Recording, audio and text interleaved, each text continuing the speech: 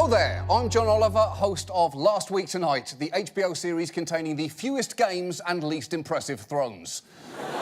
We are off this week for Memorial Day, but we wanted to briefly check in to run a new segment by you, because on our show we often ask the question, how is this still a thing?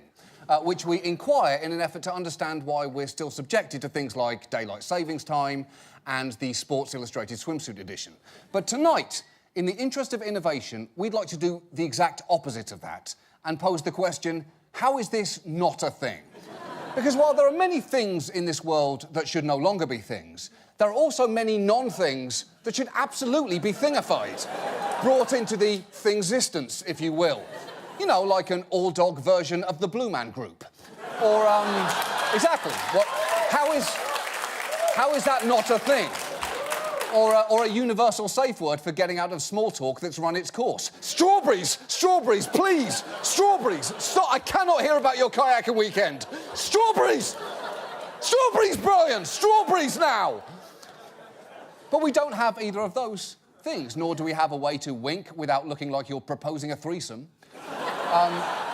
Or Ambien, but for getting through the part of the day when you're awake. And I wanted to know, why not?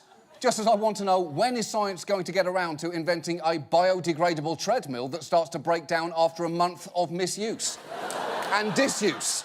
It's environmentally friendly and it saves you the humiliation of selling barely used exercise equipment on Craigslist. But we have failed to pursue those dreams, just as we failed to create a house key that cries like a baby if you're about to leave home without it.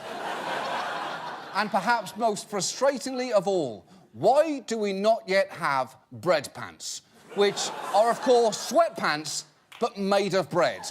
In my experience, if you're wearing sweatpants, you're probably concurrently eating something messy like a big plate of nachos or a fistful of hummus. Now, with bread pants, if you spill, you don't wash the pants.